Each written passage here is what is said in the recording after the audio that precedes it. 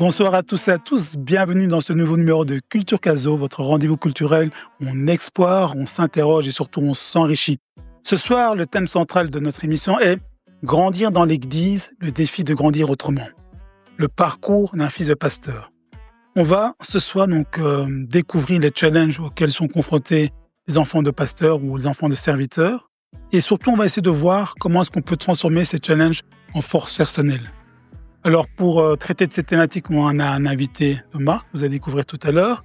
Et pour m'accompagner dans cette émission, j'ai la chance, que dis-je, la grâce de pouvoir, le privilège d'être accompagné de la charmante Angélique. Comment vas-tu, Angélique? Très bien, et toi, Olivier? Très, très, très bien. Je suis vraiment content que tu sois là. Oui, je dis bonjour, bonsoir. Ça dépend à quel moment vous allez prendre cette émission. Et je suis très contente d'être là parmi vous. Alors, avant d'introduire notre invité, je vais vous présenter le sommaire. On va commencer par la première rubrique, l'invité du jour, où vous allez découvrir notre invité qui va vous raconter son parcours, ses inspirations, donc ce qui l'a poussé à écrire son livre. Ensuite, on va passer à la deuxième rubrique, La parole est à vous avec Angélique, où Angélique va échanger avec d'autres invités sur son livre. Et ensuite, on va passer au cas pratique, où on a recueilli des questions des internautes et on va donc les soumettre à notre invité pour qu'il puisse y répondre. Alors, sans transition, on va passer à la première partie.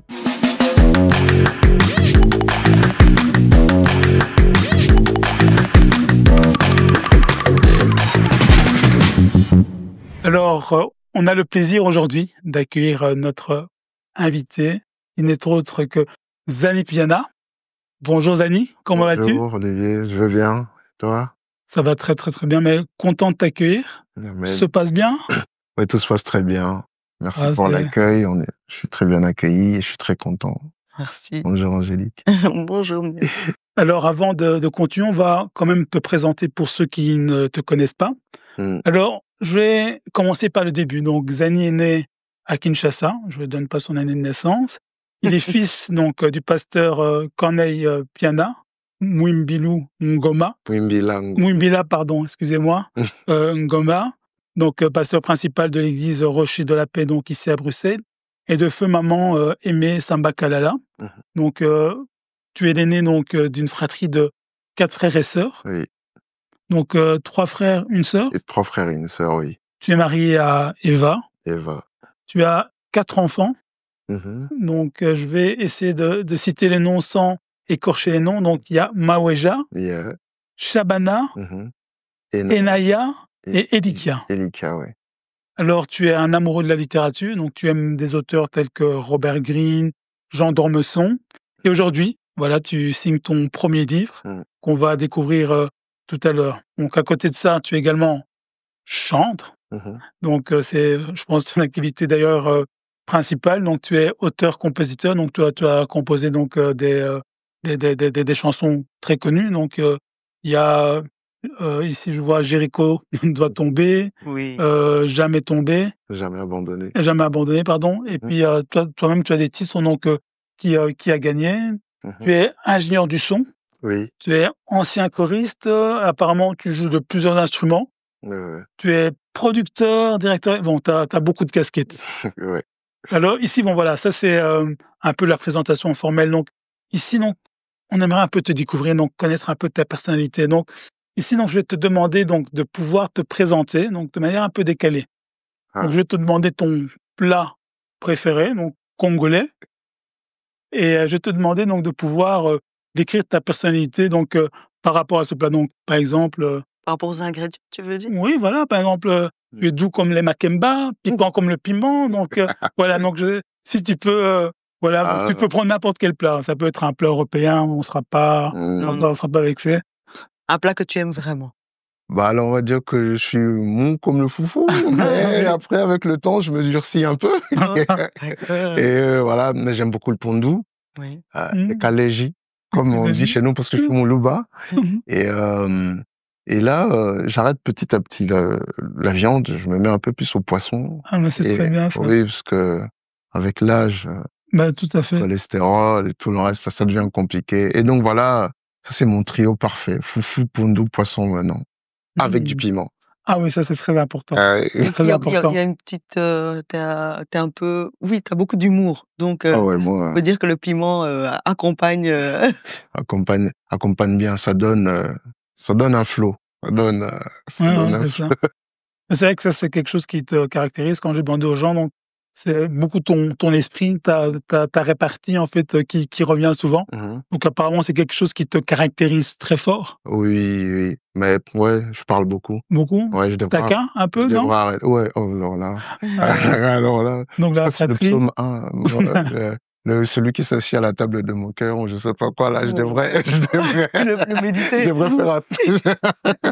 Je médite beaucoup sur ce verset. Mais oui, non, bon, c'est vraiment... J'aime bien rigoler, j'aime bien parler, j'aime bien... Enfin, on a grandi entre garçons et une sœur, donc du coup, Ouais. on était Ouais, je vraiment vois. dans ce délire-là de taquinerie, de se Et moquer. la sœur, elle est placée où dans la fratrie?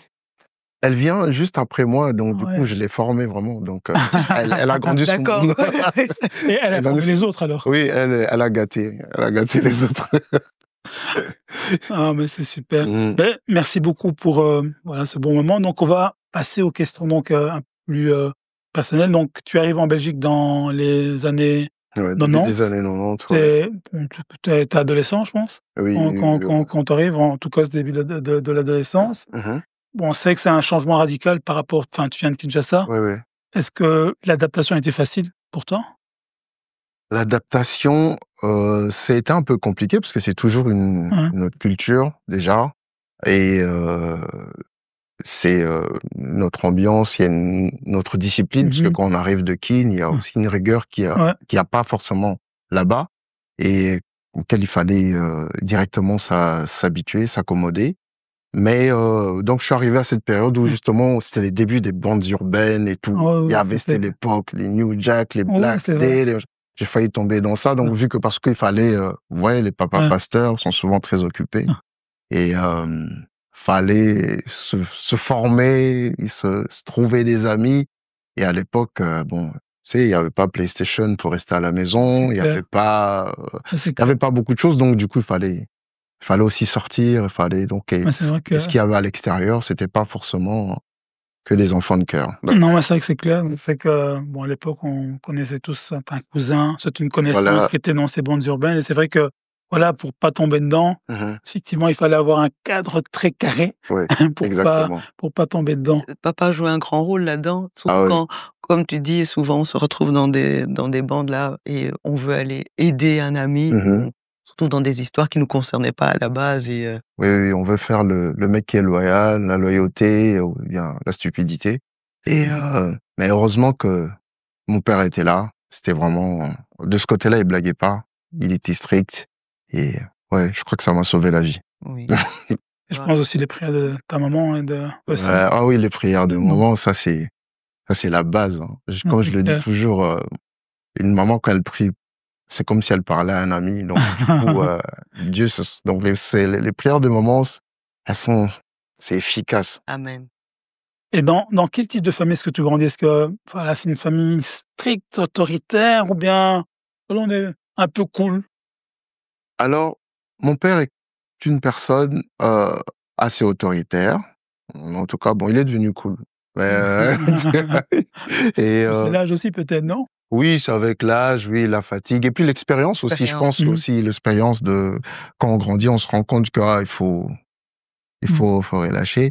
Et ma mère, c'est la douceur incarnée. Donc voilà, Ouais, donc c'était vraiment, il y avait un équilibre. comment ça? Mhm. Ça, c'est Il y bien. avait vraiment cet équilibre entre mon père qui était très très strict et ma mère qui était beaucoup plus douce, qui qui avait sa façon à lui de nous faire sa façon à elle de nous faire comprendre les Mmh. choses en fait. Après mon père c'était le pasteur. Bon, en même temps il a été préfet de discipline. Ah, Donc ouais, des donc formations Voilà, professionnelles, voilà. des formations. Donc voilà, donc lui c'était La discipline. la discipline. discipline. Ouais. Et quel type de relation à ce moment-là est-ce que tu as avec ton père? Est-ce que c'est des relations distantes? Est-ce que vous êtes amis? On cause beaucoup? Comment ça se passe? Alors oui, on cause, mais on cause de Dieu, on parle de Dieu beaucoup. C'est très fonctionnel, c'est l'église en fait qui s'invite à la maison. Voilà, l'église qui continue, donc c'est le culte qui continue, les prédications qui continuent, donc c'est tout ça, mais on avait, je pense qu'on n'était pas si proches comme on est devenu maintenant, et puis surtout que moi-même je suis devenu père et que j'ai compris la réalité d'être papa, d'être père, et il avait sa fonction de fonctionner, j'étais pas forcément très d'accord, et je comprenais pas forcément, mais lui, il voyait ce qu'il voyait, il voulait me protéger du danger que moi j'ignorais. Et oui, mais donc après vous voyez, donc c'est les papas il est âgé. Et donc du coup c'est pas la génération d'aujourd'hui ou les papas de la nouvelle génération qui on est plus dans le dialogue, plus dans l'éducation où on apprend. Bref, il y a plein de trucs qui ont changé. Nos parents n'avaient pas forcément ces outils, ils n'avaient pas ces attentes. Et même n'ont pas eu ça aussi, donc du coup. Non, c'est clair. C'est vrai que il reproduit peut-être ce qu'il a reçu. C'est que souvent ils ont été dans des internats, des séminaires. Ils ont souvent pas grandi avec leur papa. Oui, voilà. Clairement, eux-mêmes n'avaient pas de modèle. Oui, voilà. Et ils reproduisaient ce qu'ils pensaient être finalement être la bonne chose. Oui, et puis il y a la culture congolaise et africaine qui joue. Hein, donc le papa n'est pas là pour jouer avec les enfants, c'est le papa, les choses doivent rester à la place, donc voilà. Mais c'est vrai que moi, j'ai pas de souvenir d'avoir joué avec mon père. Hein. Donc, peut-être une fois quand ils achetaient des jouets genre PlayStation, ils jouaient une fois avec nous et après. Donc, non, c'est vrai que moi, j'ai pas ce souvenir-là. Donc, et c'est vrai que c'est cette génération-là, donc comme ça. Et tu parles en fait d'une pression en fait que vous aviez en tant que enfant de pasteur, toi en plus en tant qu'aîné, je pense que tu avais une pression encore plus grande. Mais est-ce que tes frères et sœurs, tu penses qu'ils vivaient donc la même pression que toi? Oui, je pense qu'il y a cette pression déjà de vivre sous les projecteurs, les regards de gens. Il y a cette pression ce devoir d'exemplarité. Vous devez être l'exemple en fait. C'est parce qu'on vous regarde vous. Voilà, tout le temps, même quand toi tu penses qu'on ne te calcule pas, mais voilà, on te regarde et donc c'est quand même, ça pèse hein, à un moment donné, ça pèse parce que tu comprends pas pourquoi. Bon, tu sais que mon père il est pasteur, mais là on allait à l'église par habitude, par éducation chrétienne, pas forcément par conviction. Et donc à partir du moment où on ne va pas par conviction, il y a certaines choses que tu ne comprends pas, et tu sais pas pourquoi est-ce qu'on me juge.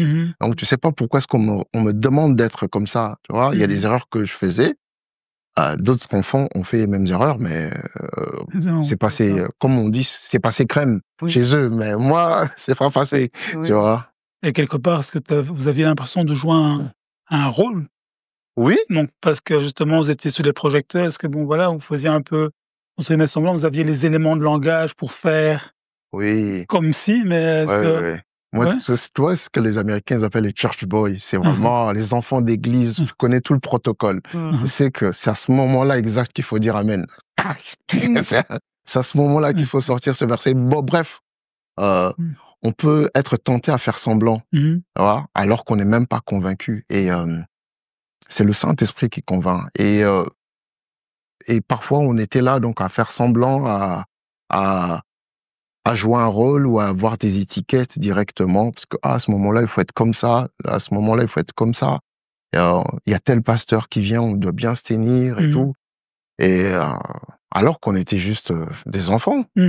Et donc, parfois même, c'est pas les parents qui te mettent la pression, mais c'est toi-même aussi, tu te mets la pression, tu dis, parce que si je fais ça, papa, il peut être mal vu, ainsi de suite. Donc, c'est ça aussi. Et est-ce que vous échangez par rapport à ça, donc, avec les frères et sœurs?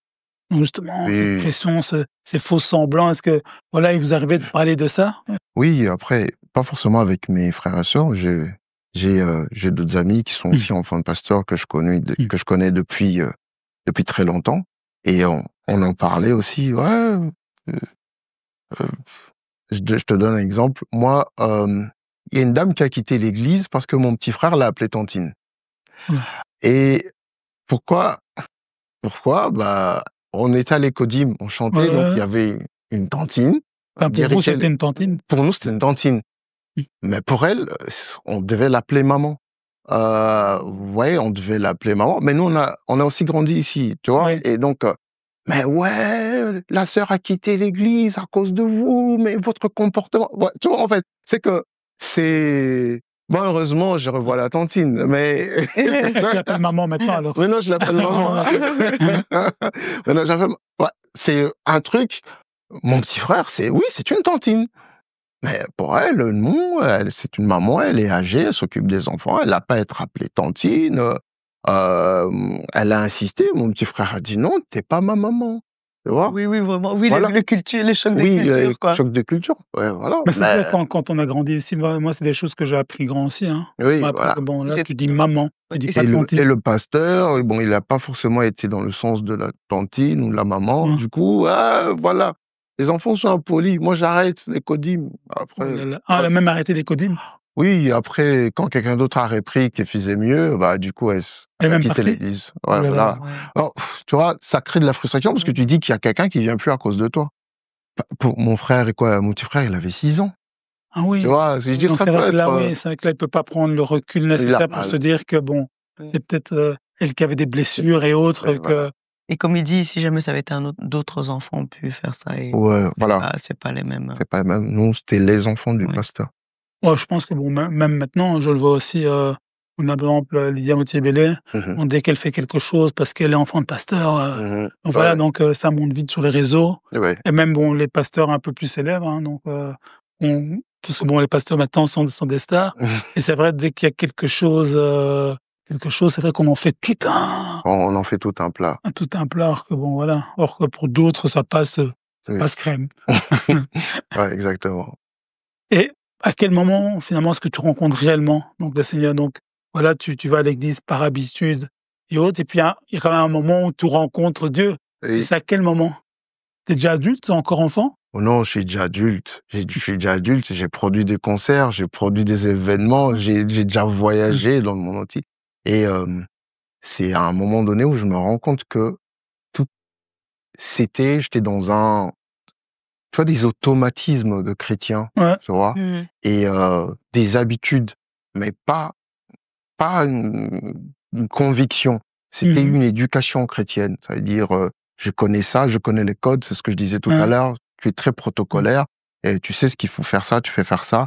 Mais à un moment donné, c'est quand je suis tombé de mon piédestal de fils de pasteur, de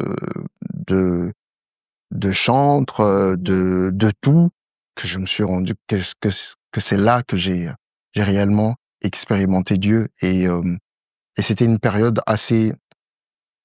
c'était après une période assez difficile où je me suis rendu compte que tout ce que je faisais, ça ne marchait plus déjà. Je me suis retrouvé avec pas un rond, un mariage gâté, des enfants là, et c'était très difficile. Et c'est à ce moment-là que je me suis posé la question, mais qu'est-ce qui ne va pas?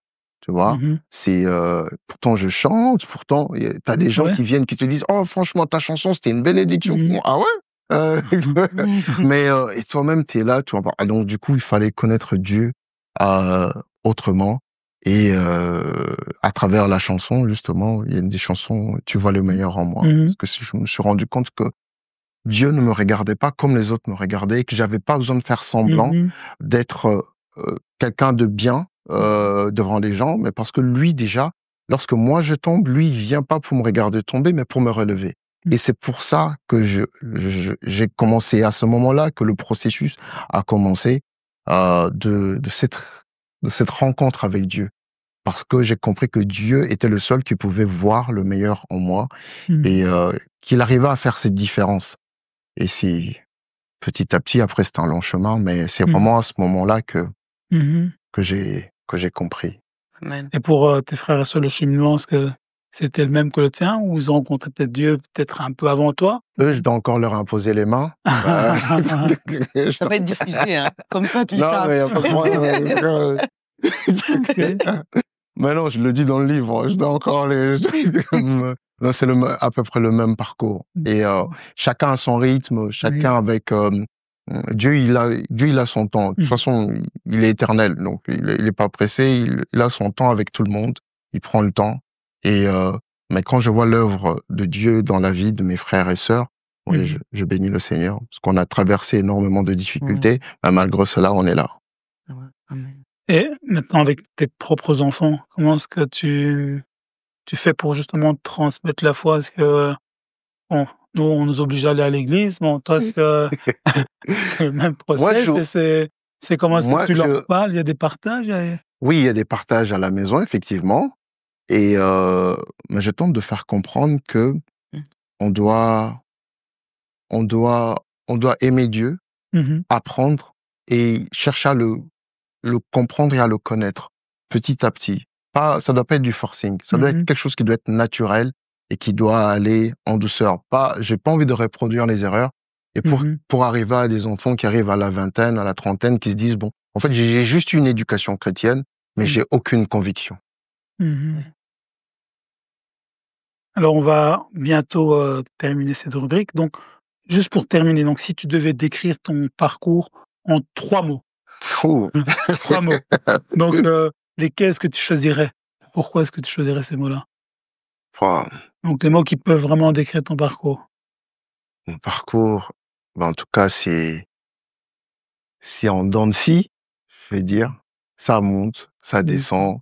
Et il y a des moments où je crois que vraiment tout va très bien, mais en fait, en réalité, je suis juste arrivé au niveau le plus bas de la prochaine étape, en fait.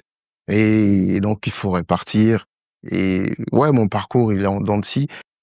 J'aimerais bien qu'il soit comme ça, hein, et oui, j'aimerais bien que ça soit comme ça, mais c'est très difficile. Et je pense que Dieu, il nous fait passer dans la vallée, il nous fait monter au sommet de la montagne, mais à chaque fois, il y a un test. Et si tu réussis pas le test, tu sais, c'est comme dans les jeux vidéo. Quand tu cales à un niveau, tu peux faire tout ce que tu veux. Game over, tu recommences. Jusqu'au jour où tu as compris, en fait, tu passes à la prochaine étape. Ok, Zani, merci beaucoup pour ces réponses. On va passer à la deuxième rubrique où Angélique va échanger avec notre invité, donc par rapport à son livre. Donc, on passe à la deuxième rubrique. La parole est à vous. Enfin. Bonjour Zani, ça va? Oui, ça va. Alors, c'est passionnant de lire ton livre. Vraiment, c'est bon, je dis, hein, chaque fois j'aime. Mais chaque auteur a une façon d'écrire, une façon d'amener sa réalité. Et le titre m'interpelle. Confession intime. D'abord, il y a le fils du pasteur et puis confession intime. Ça fait un peu. C'est court, hein. Oui. Ouais, ça fait parce que le livre était plus grand. Oui. Et comme j'ai dit, je l'ai divisé en 3 et j'ai gardé toute la partie intime. Et parce que je pense que je pouvais pas commencer à parler d'autre chose si j'avais pas réglé, si je m'étais pas regardé dans le miroir et dire la vérité, me dire à moi-même la vérité en face. Et pour moi, c'est la confession intime. J'aurais pu mettre témoignage, mais je pense que le témoignage, au sens marketing, il allait concerner que les chrétiens, alors que notre objectif, c'est aussi d'aller au-delà. Et donc, c'est aussi dans ce sens-là où je me confesse, mais je confesse aussi ce qui est intime, mais je confesse aussi Dieu. Je confesse aussi Jésus-Christ. Je confesse aussi que je suis un enfant qui a porté quelque chose, qui a vécu quelque chose, mais que la grâce de Dieu a sauvé. Et donc, c'est tout ça que je confesse. Voilà, donc, c'est les échecs, la grâce divine, et c'est tout ça là que je confesse. Oui, je suis vraiment admirative pour cette transparence. Et je me dis, serviteur de Dieu, fils de pasteur, et qui est si transparent, si ouvert sur ses faiblesses, ses forces, ses moments difficiles. Quand tu as décidé d'écrire ce livre, tu es venu vers ton père, vers tes frères et sœurs pour dire, voilà, je vais écrire un livre, je vais dire ma vision de notre réalité, de ma vie.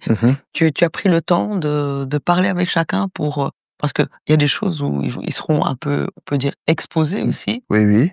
Et j'ai d'abord écrit, et ensuite j'en ai parlé après.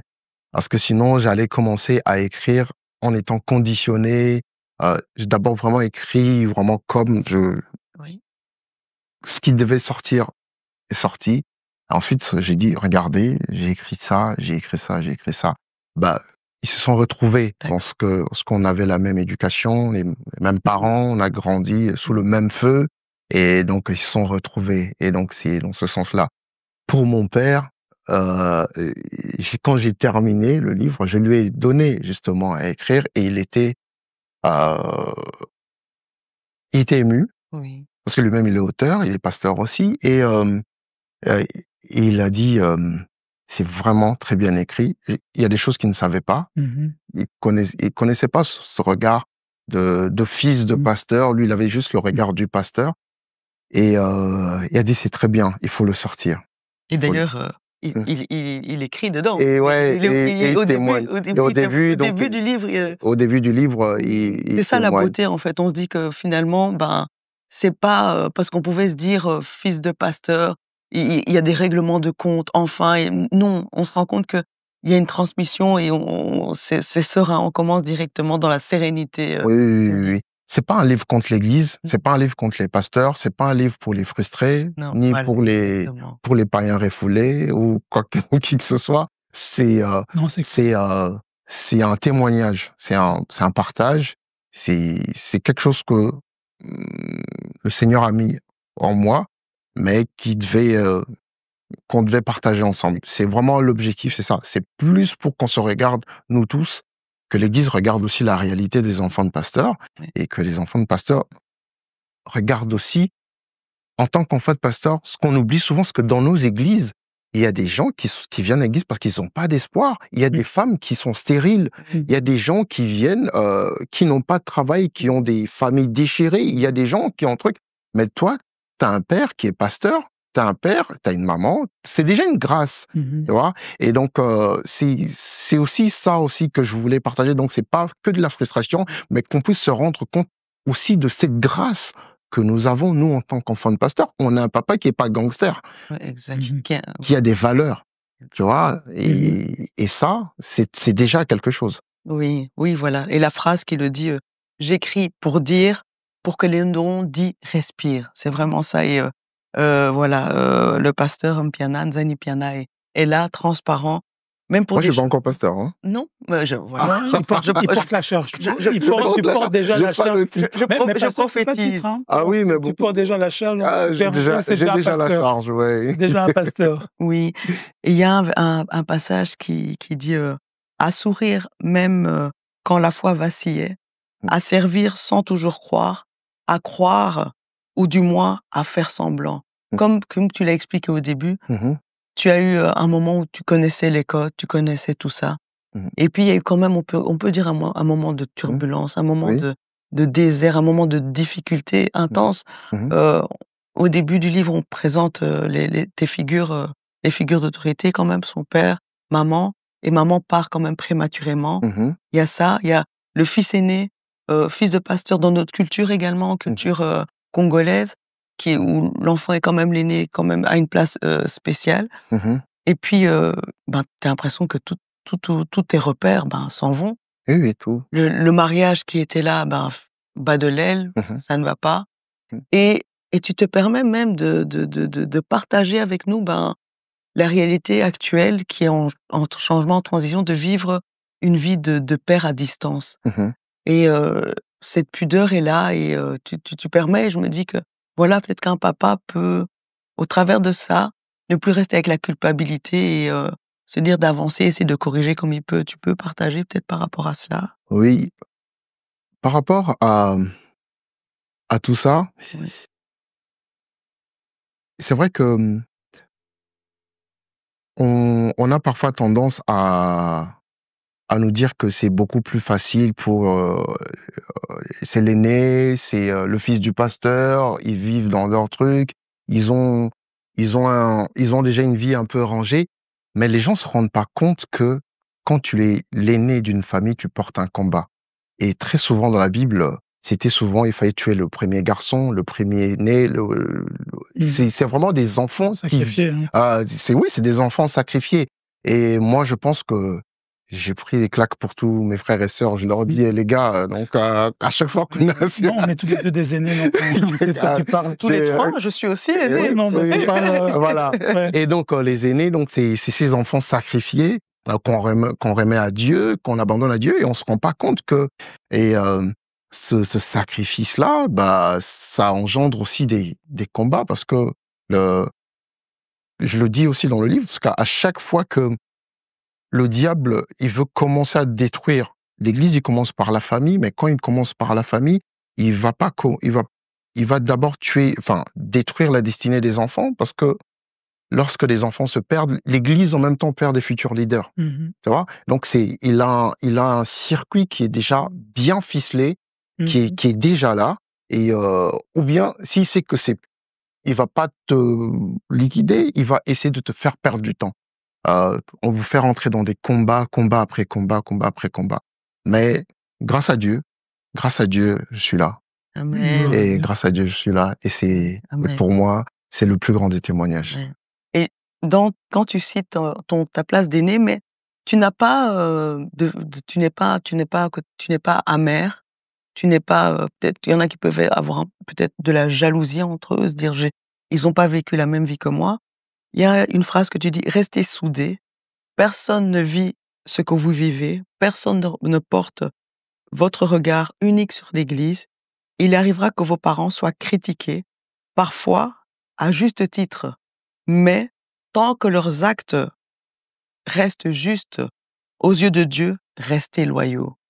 C'est vraiment une très belle phrase, et c'est un très beau message d'unité et d'amour par rapport aux parents aussi, la fratrie et les parents aussi. La famille, c'est la base.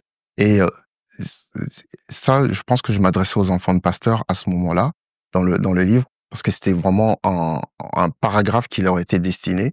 Et il y a des réalités que seuls les enfants de pasteurs vivent et comprennent. Et c'est pour ça que c'est aussi important de préciser que tant que ce qu'ils ont fait n'est pas contre la volonté de Dieu, il faut rester loyal, il faut rester soudé. Moi, je le dis toujours, et je l'ai dit aussi à mon père et à d'autres enfants de pasteurs ou pasteurs, justement, je leur ai dit que très souvent, les gens partent, mais les enfants restent. Oui. Vraiment. Et voilà pourquoi il faut investir dans les enfants, et investir dans les enfants de pasteurs. Les parents pasteurs doivent savoir qu'ils doivent investir dans la vie de leur enfant. C'est très important. Mais il faut rester loyaux dans tout ça. Mais c'est une charge, hein. On en prend plein la gueule, si je peux dire comme ça. Moi, j'ai une question, si tu permets, Angélique.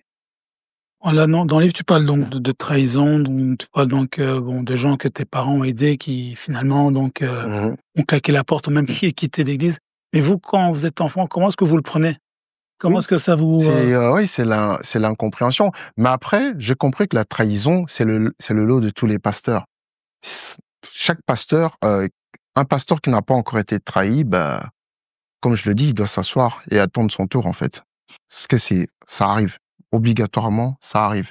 Et la trahison, c'est vrai que quand on est enfant, on comprenait pas. Parce que au début des années 90, enfin 90, il y avait beaucoup de gens qui arrivaient. Les parents ils étaient déjà installés, mais donc il y a des gens qui vivaient dans je sais pas, les foyers d'accueil, bien des trucs pour les personnes qui devaient attendre leur document de séjour.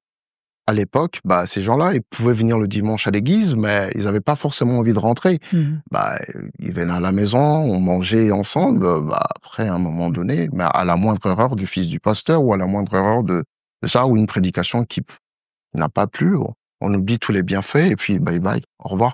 Donc, c'est une réalité, mais c'est la vie en même temps. Donc, exactement. Je peux terminer sur une note un peu plus gaie. Voilà. Alors, je pense que beaucoup de gens s'y retrouveront, pas les enfants de pasteurs, c'est la fameuse routine dominicale. Et donc la phrase qui interpelle là-dedans, c'est toi et ta chance. Alors, expliquez-nous un peu, c'est quoi et ta chance? On le vit tous, hein. Je pense que ceux qui le matin, on connaît.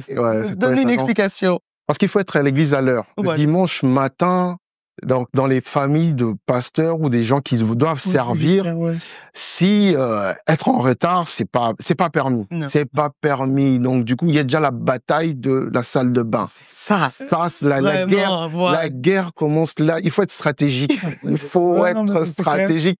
Surtout si les parents, parce que les parents, eux, ils ont pas de problème. Dès que ils sont prêts, ils démarrent, c'est l'heure de partir, ils démarrent la voiture. C'était ça. Ils partent. Sinon, après, tu dois te démerder pour aller en transport, mais tu dois être à l'église à 10 heures et rempli du Saint-Esprit.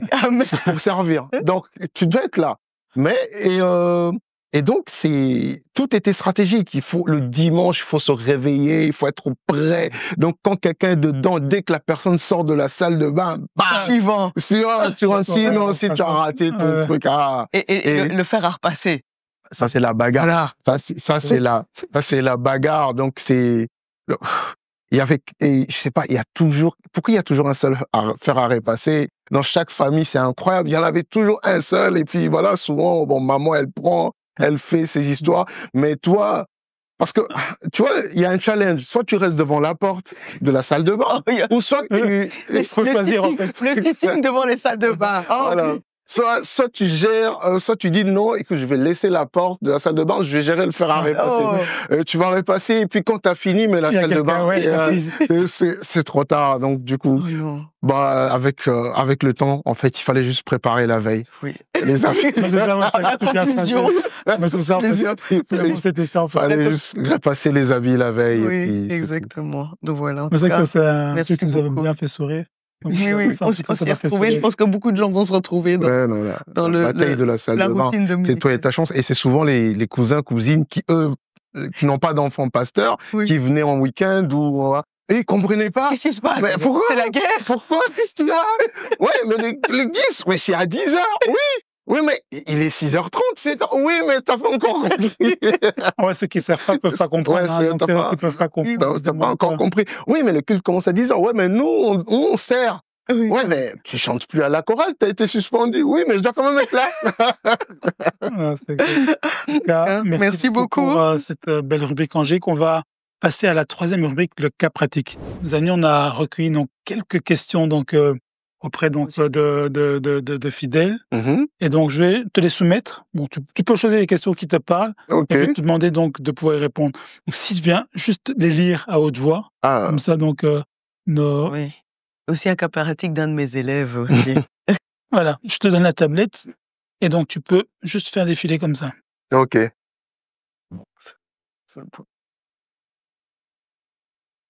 Quels conseils pratiques donneriez-vous à des parents, et en particulier des pasteurs, pour mieux accompagner leurs enfants? Quelle tranche d'âge peut-être ou non, ou en général peut-être? Mais c'est comme j'ai dit tout à l'heure, les enfants restent. Et faut prêter attention, faut prendre soin. C'est moi et ma maison, nous servirons l'Éternel. Donc je pense que ça commence là. Il faut partir du principe que c'est d'abord moi et ma maison. Et pas... Pourtant, l'Église, c'est important. On aurait pu comprendre que moi et l'Église, nous servirons, mais la Bible précise que c'est vraiment moi et ma maison. Et c'est la maison de David, la maison de Jacob, la maison des... C'était pas l'église de, toi. Et donc, la maison, c'est important. Et c'est quelque chose auquel je fais attention maintenant. C'est que c'est moi et ma maison. Le culte, certes, ça commence à la maison, mais le bien-être des enfants, c'est aussi très important. Et l'Église doit aussi comprendre qu'ils doivent aussi laisser du temps aux pasteurs de pouvoir vivre, remplir leur rôle de papa. Et ils doivent aussi comprendre que, bon, voilà, il est 23h, voilà, il faut... le pasteur, il a une femme, il a des enfants, il a une vie, il y a certaines réalités là. Mais là, les pasteurs, ils sont tellement passionnés que lorsque une brebis appelle, voilà, comme la Bible dit, ils laissent les 99 autres pour aller secourir la brebis perdue. Mais je pense que ce que les parents doivent faire, c'est beaucoup d'attention et beaucoup d'attention. Je pense qu'ils donnent beaucoup d'amour à leurs enfants, mais c'est juste de prêter attention à ce que les enfants font pendant qu'ils sont occupés à l'église. Ça, c'est super important. Moi, j'avais lu dans un livre de John Maxwell, je sais pas si tu connais John Maxwell. Ouais. Donc, ici, en fait, il expliquait en fait les relations qu'il avait donc avec ses enfants. Donc, il expliquait en fait que il a 3 enfants. Donc, pour chaque enfant, donc, il prévoit donc un jour dans le mois où c'est l'enfant qui choisit son activité. C'est lui qui... Et puis, donc, il s'intéresse vraiment à lui. Et donc, il disait que cette routine-là, ça lui a permis vraiment de se rapprocher donc, de ses enfants. Effectivement, donc, ce que tu dis, donc, voilà. Donc, c'est vraiment donc, c'est très important. ce conseil pratique. Bon, on va terminer sur déjà désolé, oui. Donc, on va terminer donc sur cette question. Donc, écoute, Zani, je vais te laisser le mot de la fin. Donc, qu'est-ce que tu voudrais que les personnes puissent retenir de cet échange, puissent retenir de ton livre? Alors, ce que je souhaite que les gens retiennent, c'est que Dieu est bon. Amen. Que la grâce de Dieu existe réellement, et moi je l'ai expérimenté, pas parce que j'étais enfant de pasteur. L'objectif du livre, c'est de pas d'expliquer aux gens, regardez, je suis juste enfant de pasteur. Mais l'objectif de chaque personne, c'est de devenir enfant de Dieu. Amen. Et c'était pour moi l'objectif de ce livre aussi, c'était de dire, c'est pas juste de promouvoir les enfants de pasteur ou notre frustration ou la grâce, mais de faire comprendre aux gens que au-delà de tout ça là, moi aussi, j'ai le droit, je suis un cœur et je vais être enfant de Dieu. Et j'aimerais dire à quelqu'un, en tout cas, si tu m'entends, à un enfant de pasteur ou à un enfant de serviteur ou à n'importe qui, le plus important, c'est ça. C'est que vous êtes des enfants de Dieu. Il y a le plan du Père terrestre, mais il y a surtout le plan divin. Et ça, c'est super important. Et on doit chercher à connaître et à comprendre ce plan divin. Ce plan divin, il est merveilleux. Et il est tellement bien ficelé que parfois, à partir du moment où tu crois que tu es tombé, mais en fait, c'est juste une scène dans le film de Dieu. Tu vois, c'est comme Joseph qui se retrouve dans le trou, qui va chez Potiphar. Mais dans le plan de Dieu, c'était autre chose. Donc, comme je le dis aux gens, et j'aimerais le dire à tout le monde, moi, je suis pas en promotion. Je fais pas de la promotion du livre, mais je partage vraiment un témoignage. Et ces témoignages-là, qui est important pour moi, c'est que la grâce de Dieu est réelle et que nous sommes tous appelés et nous sommes les enfants de Dieu. Et pour moi, c'est le plus important. Et j'espère que tout le monde va faire ça. Une réelle rencontre avec le Seigneur Jésus-Christ, une vraie rencontre avec le Seigneur, afin de comprendre la grâce merveilleuse qu'il y a derrière ça. C'est le plus important pour moi. C'est vrai que bon, ton livre, tu l'as appelé donc Fils de pasteur, mais moi, je l'ai lu. Donc, finalement, ça aborde plein d'autres thématiques, donc c'est large. Tu parles de l'Église, donc tu parles du mariage, donc des familles recomposées, donc tu parles de plein de choses. Et c'est vrai que c'est un livre très profond. C'est un livre dans lequel moi, j'ai souri, mais c'est un livre qui m'a aussi fait beaucoup réfléchir. Donc, il y avait pas mal d'introspection. Donc, je peux te montrer mon livre, j'ai souligné, je pense, beaucoup de passages parce que ça m'a beaucoup parlé. Et donc, je conseille vraiment aux gens de pouvoir acquérir ce livre. Merci, Zani, merci pour cet échange. C'était vraiment très enrichissant. On a appris pas mal de choses. Donc, où est-ce qu'on peut se procurer ton livre? Alors, le livre, il sera en vente, en tout cas, sur Amazon KDP. Je pense que c'est une plateforme qui me simplifie la vie. Et bientôt chez ICC. Oui, donc dans il les sera librairies bientôt ICC. disponible à la librairie d'Impact Centre Chrétien, donc Chaussée de Rosebrook 79 pour retrouver donc ce livre. Merci de nous avoir suivis et à très bientôt pour un nouveau numéro de Culture Caso. Et retrouvez-nous sur nos différentes plateformes, sur Instagram, Direct Impact. Et n'oubliez pas de commenter, de liker et de partager.